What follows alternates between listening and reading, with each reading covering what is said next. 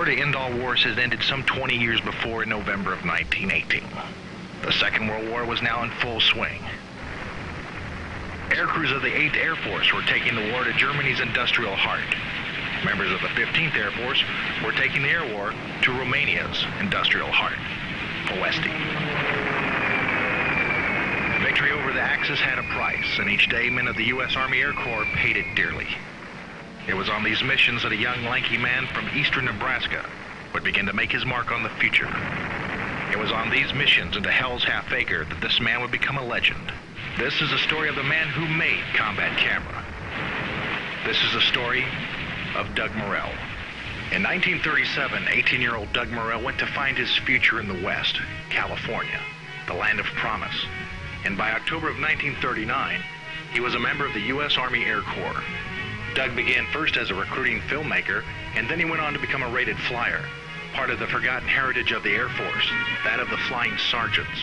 With the war in Europe heating up, Hollywood studios answered their country's call. And based on his early photography experience, Doug Morrell entered Hollywood's dream factories. They took us, 4 of us, and put us each in studios, and we rotated through the studios.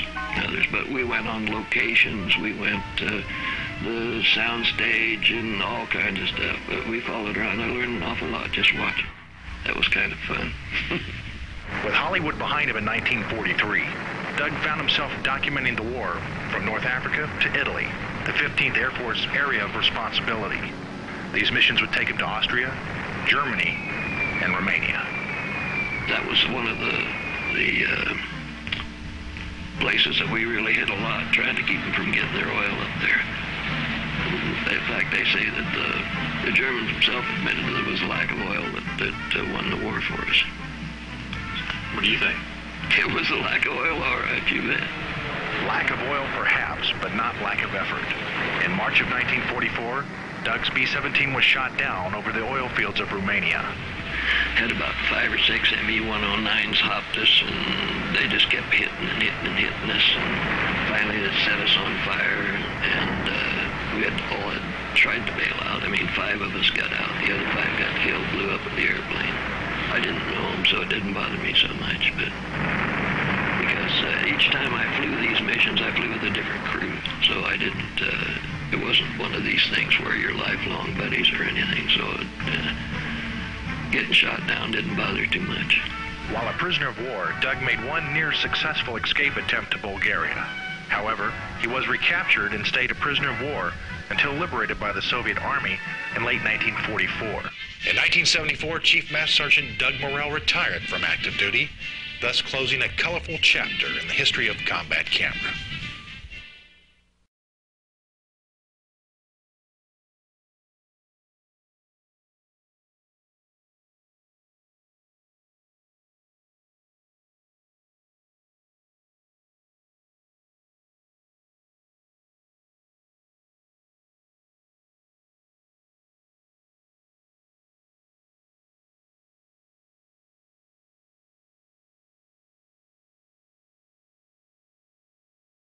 My name is Kim Fieldstead.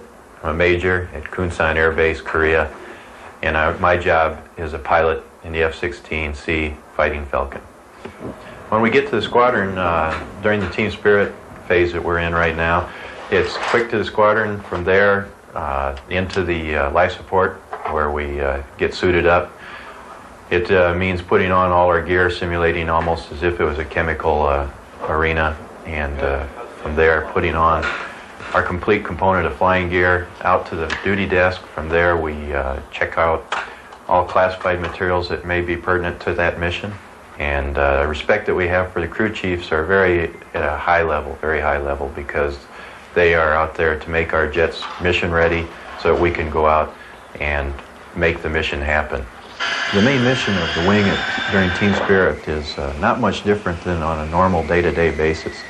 The only thing that we are doing a little bit more different on a from a day-to-day basis is the fact that we are flying a lot more than normal, and also a lot of our flying is again in the form of large force employments where we interact with other agencies, the Army, the Navy, and other flying organizations, not only with the Republic of Korea but with our own United States Air Force. Okay, I'm Lieutenant Colonel Rick Kern. I'm commander of the 44th TAC Fighter Squadron of the 18th TAC Fighter Wing. And we've deployed 12 F-15s and approximately 250 personnel in support of Team Spirit 88. It's an annual event that tests not only our capability to employ the F-15, but also composite force operations within this theater, and the interoperability of ROCAF and USAF assets. Additionally, it's been some awful good training, and for us specifically, for the F-15s, our business is multi-bogey operations, and we've had a tremendous opportunity to practice that. Here we've deployed with 12 F-15s, and we've flown them at wartime utilization rates, and we've sustained that operation throughout the exercise. Well, if the war starts tomorrow, we're here, and we're flying in the theater and with the forces and with the people and exercising the system that would be used in the event of a contingency. And so it's our primary business. It's where we are going to fight the war. And it's a grand opportunity to know exactly what we're going to be faced with and to come up with the tactics and the procedures and the programs that we'll use if we are deployed. We enjoy working in this part of the world. The ROCAF, especially here at Gwangju, have been extraordinarily superior hosts. We were pleased to represent the 18th TAC Fighter Wing. 20 seconds. Does that look reasonable with everyone here? Does anyone need a hack? No. Okay. As far as intel, we'll get those the briefing when they decide to get up here, but basically the overall plan or the overall scheme of things is last day of the war, winning the war here. We're going to be sweeping out in a strike package toward the east to take out targets across the Tiba, obviously. The Tiba pretty much will be co-located with the river that runs in the north-south direction. Weasel should already have pushed out ahead of us. As far as all the other strikers, their actual rendezvous point is going to be 55 miles south, Nonsan Reservoir, which we're familiar with, so we shouldn't see any other players out there except for Weasel, okay? We'll push out ahead of them. They'll already be coming up track to hit the push point, turn down track behind us. For the intercepts today, one's going to run the intercept. I want 2 to be sanitizing, and 3 and 4 are going to be the primary shooters today. Okay, for all day. That's where we're going to run. For the initial sweep, yeah. For the initial sweep until we split up as a 2-ship. We're going to go ahead and watch for beams and drags, any kind of maneuvers that we can expect from the bandit. If you see anything like that, you can expect some kind of lure or something. He's trying to drag us off and somebody else sneaking in behind him. So go ahead and watch that. If you see it, call it out, just in case I haven't caught it myself. Adversaries, F-5, 2 F-5s, and 4 F-15 aircraft. I don't know exactly what type of tactics they're going to be playing by, flogger type threats, but I would fight them today as F-5/F-15s with their capabilities out there.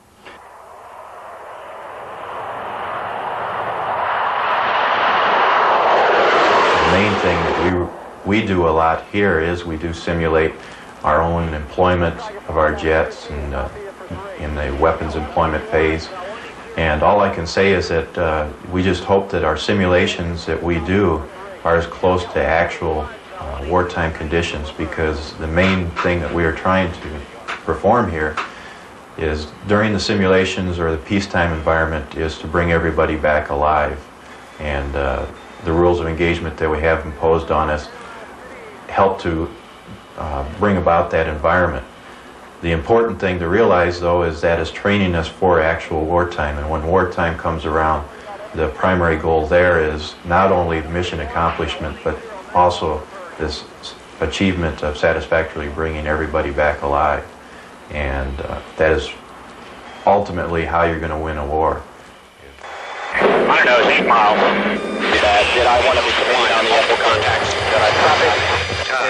Correct, 2,000. Step down. Hot.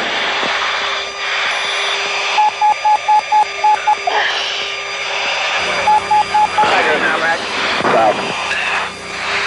Staff, did I want to the F-15? No choice, shoot! There's Tally 2. Coming back. Coming left, 3. Just got a hot shot set.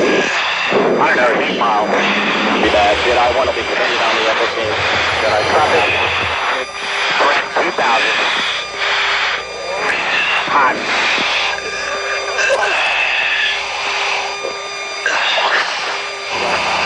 Tiger, comrade.